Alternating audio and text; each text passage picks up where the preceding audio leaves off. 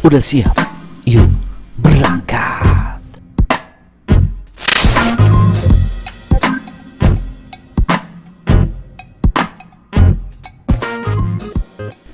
Assalamualaikum warahmatullahi wabarakatuh. Halo guys, ketemu lagi dengan Bang Fajar di sini.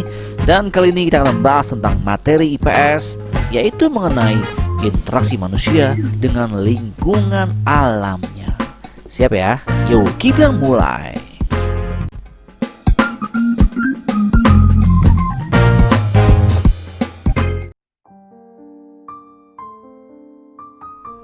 Hubungan manusia dengan lingkungan alam. Semua makhluk hidup melakukan hubungan dengan sesama makhluk hidup dan dengan lingkungannya. Lingkungan alam itu terdiri atas makhluk hidup dan benda mati. Lingkungan alam merupakan sumber penghidupan bagi semua makhluk hidup. Lingkungan alam menyediakan semua kebutuhan makhluk hidup. Makhluk hidup dan benda mati saling mempengaruhi. Keduanya saling mempengaruhi. Salah satu bentuk hubungan antara makhluk hidup dan benda mati adalah kehidupan tanaman yang dipengaruhi oleh jenis tanah, suhu, dan curah hujan. Jika jenis tanah, suhu, dan curah hujan sesuai, maka tanaman akan tumbuh berkembang dengan baik. Pertumbuhan tanaman yang baik juga mempengaruhi pertumbuhan dan perkembangan hewan. Makhluk hidup juga mempengaruhi benda mati. Contohnya, di daerah yang banyak tumbuhannya memiliki udara sejuk, maka di daerah itu cenderung memiliki air tanah yang baik dan melimpah. Hal itu terjadi karena tanaman membantu tanah untuk menahan dan menyimpan air di dalam tanah dengan baik. Lalu bagaimana hubungan manusia dengan lingkungan alam? Hubungan manusia dengan lingkungan alam dibedakan menjadi dua, yaitu hubungan manusia yang harus menyesuaikan diri dengan lingkungan alam dan hubungan manusia dalam rangka memanfaatkan lingkungan alam. Contoh nih, misalnya cara manusia harus menyesuaikan diri dengan lingkungan alam dengan mempelajari peristiwa alam yang ada di lingkungannya. Para petani nih harus menyesuaikan waktu tanam dengan musim hujan agar tanamannya dapat tumbuh dengan baik.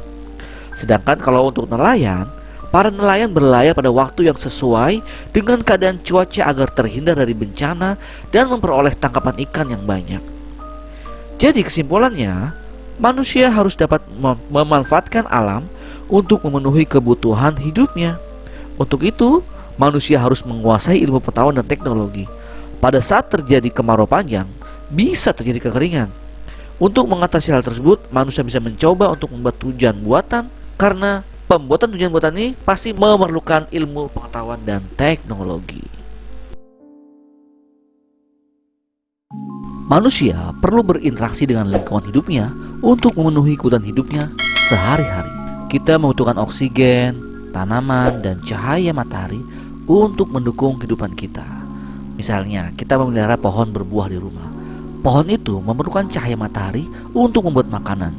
Kemudian dari buah pohon tersebut bisa kita jadikan makanan dan oksigennya berguna untuk hasilkan kita bernapas. Selain itu, berinteraksi dengan lingkungan hidup juga diperlukan manusia agar lingkungan sekitarnya tetap bersih, aman, dan nyaman untuk tempat hidupnya. Misalnya, untuk bisa hidup, manusia memerlukan energi dan agar tubuhnya bisa berfungsi dengan baik.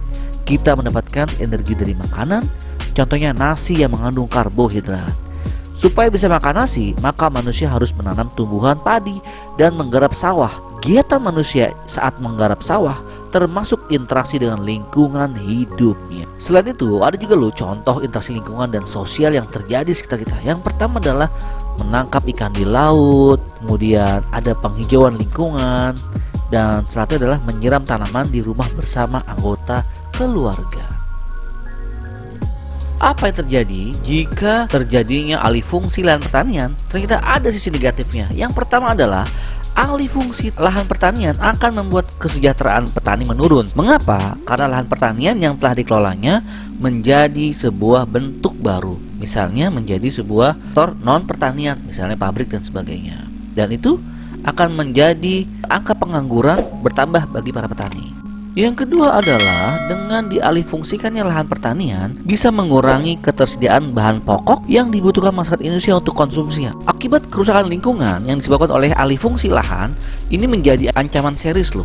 Contoh di Jawa Tengah ya, bahwa ada rencana untuk pembuatan 24 kawasan industri Jawa Tengah yang membutuhkan lahan minimal 1.200 hektar. yang berasal dari lahan pertanian dan kawasan hutan. Melihat Jawa Tengah sebagai lumbung pangan nasional, tentunya ini mengancam ketahanan pangan di Jawa Tengah maupun di nasional. Belum lagi lahan hutan yang beralih fungsi. Tentunya ini dapat menghilangkan fungsi hutan sebagai paru-paru dunia.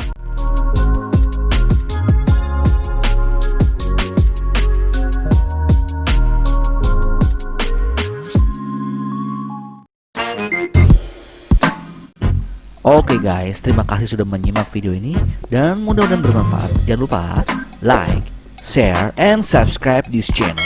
Thank you.